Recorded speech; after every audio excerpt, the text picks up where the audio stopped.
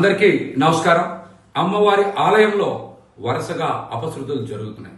EO గారికి ప్రచారం మీద ఉన్నటువంటి శ్రద్ధ ఆలయ పవిత్రతని కాపాడడం మీద లేకపోయిందని మిమ్మల్ని సూటిగా ప్రశ్నిస్తా ఉన్నాం. అసలు ఆలయంలో వైదిక కమిటీ ఏం చేస్తా ఉంది? అదేవిధంగా సెక్యూరిటీ విభాగం ఏం చేస్తా ఉంది? సెక్యూరిటీని మీరు గాలికి వదిలేశారని కూడా మిమ్మల్ని సూటిగా ప్రశ్నిస్తా ఉన్నాం.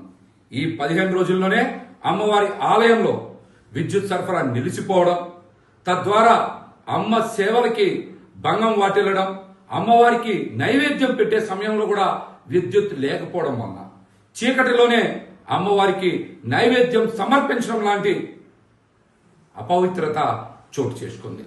అదేవిధంగా అమ్మవారి ఆలయంలోనే అన్న ప్రసాదం కాంట్రాక్ట్ లో పనిచేసేటువంటి ఉద్యోగస్తులకు రోజువారీ వేతనాలు సరిగ్గా చెల్లించడం లేదని, తక్కువగా చెల్లిస్తున్నారని అమ్మవారి ఆలయంలోనే వాళ్ళు నిరసన చేసినటువంటి మాట వాస్తవం.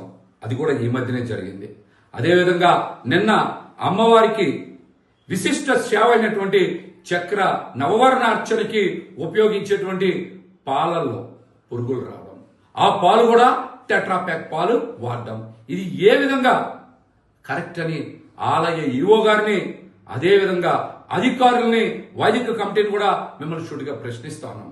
అమ్మవారి చక్రనవర్చనకి ఆవు పాలు వాడకుండా టెట్రాప్యాక్ పాలు వాడతారా?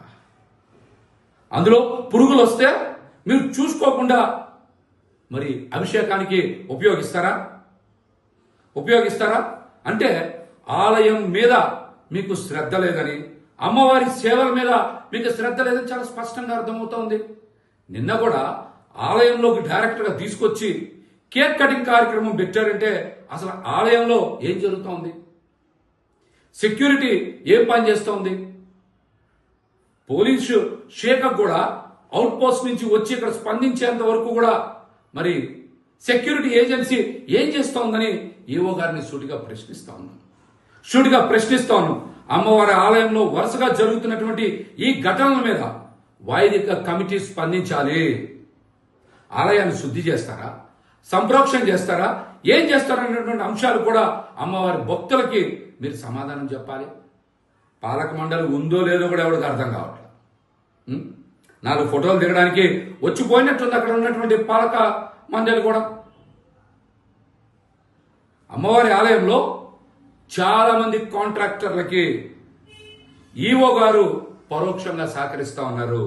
ఎండోమెంట్ కమిషనర్ గారు రిజెక్ట్ చేసినటువంటి అంశాలను కూడా మీరు ఏ విధంగా ఆమోదిస్తారని ఈవో గారిని కూడా సూటిగా ప్రశ్నిస్తా ఉన్నారు. అనేక అంశాల్లో కోర్టులో స్టేలు ఏ విధంగా వస్తా ఉన్నాయి?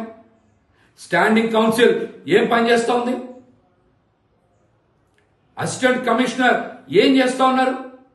అమ్మవారి ఆలయానికి కోట్ల రూపాయల నష్టం తీసుకొచ్చేటువంటి అనేక కాంట్రాక్టులకి మీరు ఏ విధంగా ఆమోదం తెలుపుతా ఉన్నారు?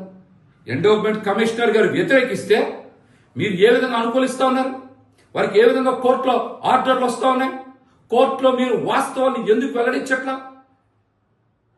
ఇవన్నీ కూడా అతి తొందరలోనే ఆధారాలతో సహా ప్రెస్ మీట్ పెట్టి భక్తులందరికీ కూడా తెలియజేస్తాం.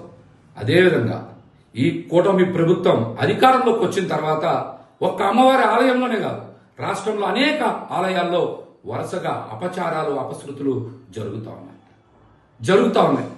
నిన్న కూడా చూస్తే తిరుమల దేవాలయంలో మరి పోర్టు సభ్యుడైనటువంటి జంగా కృష్ణమూర్తి గారు అక్కడ ఉండేటువంటి అధికారుల యొక్క అవినీతి అక్రమాలకు వ్యతిరేకంగా నిన్న కూడా రాజీనామా చేశారు. దీని మీద కూడా కూటమి ప్రభుత్వం స్పందించాలి. హిందూ భక్తుల మనోభావాలతో చెలగాటమాడితే తప్పనిసరిగా తగిన మూల్యం చెల్లించుకోక తప్పదని కూడా కూటమి ప్రభుత్వాన్ని హెచ్చరిస్తా ఉన్నాం. Local to global news at your fingertips. మీ చేతిలో ఒక ఆయుధం. Download R TV app. Media legend Ravi Prakash is back.